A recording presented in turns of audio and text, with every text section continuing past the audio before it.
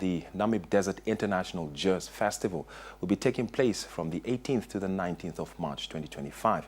And a musical artist who hails from South Africa, Cameron Ward, will be one of the artists that will be partaking in the festival. Cameron now joins us virtually to talk about the upcoming performance.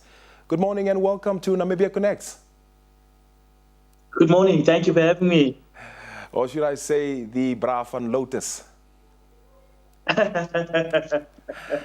Now, Cameron, tell us a little bit, how did this love for jazz all come about? Tell us about your journey. Take us through that. Okay, cool. My love for jazz started in church at the tender age of 6 years of age. I'm from a very, very musical family. Started in church as a drummer. And then from there, I started playing the bass guitar. My mom wanted me to be a piano, a classical pianist. And then I said no. Then I met a guy by the name of Jimmy Lulu. And right there, my love for the guitar started. And 20 plus years, I'm still at it. That's Cameron in a nutshell. From Cape Town, Lotus River, South Africa. Now, you've built such a strong reputation in South Africa as one of its finest guitarists, particularly with your work with some of the legends like Huey Masekela. How was that collaboration? Maybe take us through how much he impacted your music career, and also perhaps some of the other big names as well that influenced you and shaped you into who you are today. Wow, working with Ryu for 14 years of my life was one of the greatest experiences. I call Ryu the University of Masekela. Working with Ryu literally shaped me, and I think I am the artist that I am today because of the late great Ryu Masekela. So I owe it to Ryu. Even stuff that I do up until this date, um, I owe to Ryu. He's more like a father to me. I was only 21 when I joined Ryu's band, and so my whole music career, when it kicked off with a bang, with the help of the late great Ryu Masekela. And obviously, working with Ryu, you are now exposed to other great artists such as the late great Oliver Tukutsi, Bravusi Maslasela, the President of Africa, Mahmoud Chaka Chaka, and if you go internationally now, the late great Quincy Jones, Herbie Hancock. So it was a blessing working with Ryu, and I still benefit the blessings of being aligned with the late great Ryu Masekela. Now, being a person that have heard some of your music and the sounds that you create, I have noticed that there are some blends of Afrobeat, gospel. So how do you stick to, mixing and putting together all this music, and what's probably your favorite? Where do you fall more? Is it the Afrobeat? Is it the gospel?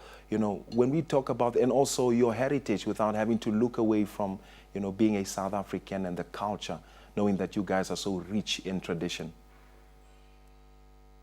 Wow.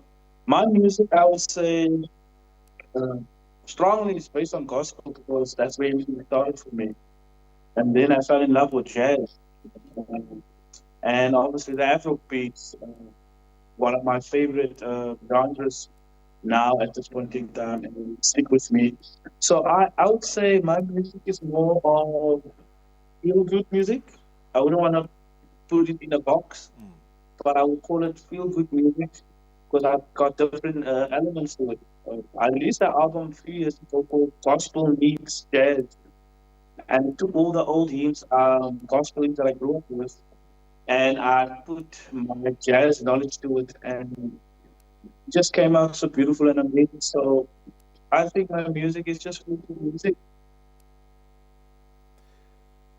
I know that you have also performed in a few countries like Brazil, maybe a few others. What are some of the experiences that you forever carry? Because many call you the sound of jazz, especially in Africa. Wow. It's funny enough that you mentioned one of my favorite countries, Brazil first. So performing in Brazil for the Black Sea International Jazz Festival, that was the highlight, and I think still the highlight for me. Um, Being associated with the late great Brian Masekela, obviously comes a lot of attention and good things, and it's I wouldn't say difficult to live up to it, but it's something beautiful and amazing. Some of the places and countries I knew existed, and some of the countries and places I never knew existed, but nevertheless I was there, and by the grace of God, and I will forever be grateful for the opportunity to travel the world, and to play our local African music and to see how people accept our music. It was just something beautiful. And before he passed on, he left me with something. And he said, Cameron, wherever you go, please don't forget to fly our South African flag. Wherever you go, I've shown you what I possibly could. I'm giving and handing this baton to you to do the rest. And I think the following day he passed on. So I'm left with that blessing to continue with what Prayer has taught me.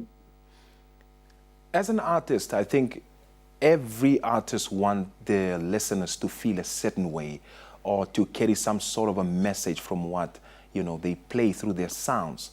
What are some of the things that you would want to be remembered for, and what would you want your listeners to always take away when they listen to your music?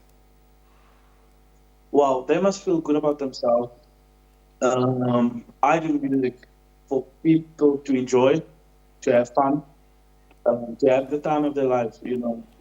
So if I want to be remembered by the audience, it must be that guy that made me feel good by just playing his guitar, because I can't sing to save my life. But my aim is to please my audience at all times by making them feel good and special at all times. That's really good to hear. Now, what are you looking forward or what are you looking forward to mostly with the Namibian Desert Jazz Festival? I'm looking forward to being to the dunes. I think it's in the dunes, right? I'm looking forward to being there. I've been to Namibia many times, but this time around it's something special and unique. And I'm just excited. I'm literally counting down the days because I'll be in and out of Namibia for the next 2 to 3 months with different projects and performances that I'm doing there between now and the month of May. So I'll be every month in Namibia. So I'm looking forward to visiting one of my favorite countries. That's really great to hear. Maybe any last message to those that are big fans of Cameron Ward that are watching right now in Namibia? They should do the following. If they don't have their tickets as yet, or passes, or whatever they need, I recommend strongly that they do get it. Point number one. Point number two, put on your dancing shoes, come ready for a party and an amazing time, because we're going to have a blast up in Namibia. Except Bra from Lotus, it was a pleasure to have you and just share, just hear from you. And I'm sure those that are watching are looking forward to have you in Namibia. Thank you so much for having me. I appreciate it. Thank you so much. And I'm looking forward to seeing you, the beautiful people of Namibia, very soon. Well, that was Cameron Ward, a man many called one of the best guitarists, or a man that became a sound of jazz, not just in Africa, but also in the world.